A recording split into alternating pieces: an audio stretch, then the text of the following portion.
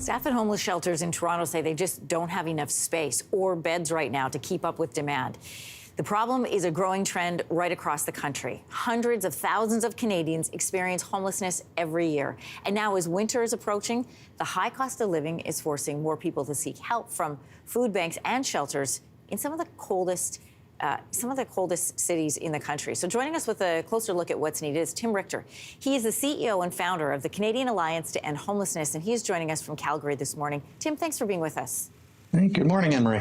You know, you're in Calgary, we're across the country in Ontario, but really, this is a problem from coast to coast. An October report found homelessness has increased by 32% in the last 3 years. That's just in Vancouver alone, 32%.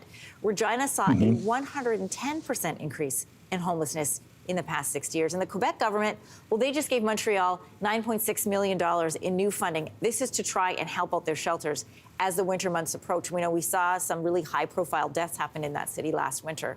Describe the situation in our Canadian shelters right now. Well, you described it pretty well. You know, we're seeing increases like you described in pretty much every city around the country right now, and shelters are overwhelmed. Another data point that comes out of those reports you talked about is 100% increase in encampments that were measured between 2018 and 2021 by a federal point-in-time count. That tells me that there's just no room in shelters across the country, and people are being forced to be outside. And in weather like you're reporting is coming to Ontario, that becomes extremely dangerous.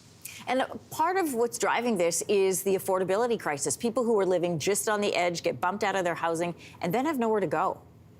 Well, that's right. I mean, we have an affordability crisis in the country that is driving people into homelessness, being pushed out of the bottom end of the rental market. It's homelessness is a housing problem. It's not caused by addiction. It's not caused by mental illness. It's straight up caused by affordability. And so as the cost of rent increases, homelessness will increase across the board.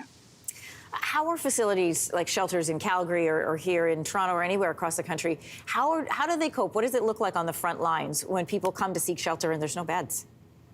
Well, a lot of shelters are doing everything they can. They'll squeeze as many people as they can into a shelter. But communities, you know, this has always been the case in homelessness in recent years, where communities will have develop a special winter emergency response plans where they're trying to find ways to reach out to people in encampments, help them stay safe. Put in extra shelter spaces around the cities around the country, but at the end of the day, these are sort of emergency and interim measures that aren't going to solve the problem, and people are going to remain at pretty significant risk through the winter until we get a hold of this housing crisis. You know, we were just discussing the affordability crisis, and we have seen reductions, unfortunately, in funding for people experiencing homelessness in provincial budgets in Ontario, in Alberta. Meanwhile, we also know that food banks, the demand there is exploding right across the country. What kind of consequence do those cutbacks have right at the ground level? Well, I mean, you're withdrawing resources as the numbers increase, and the outcome is only suffering, right? That's the only possible outcome of these kind of things. I think, you know, cutting emergency responses, cutting responses to homelessness is actually short-term gain and long-term pain. Ultimately, it becomes so much more expensive for provinces as the cost in healthcare and policing and shelters goes up to respond to a growing homelessness crisis.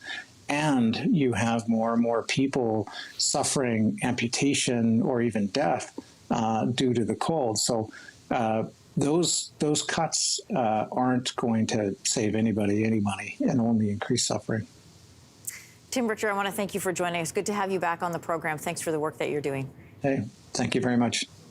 Hey, thanks for watching. If you liked this, be sure to subscribe here, or you can check out more Your Morning videos right here.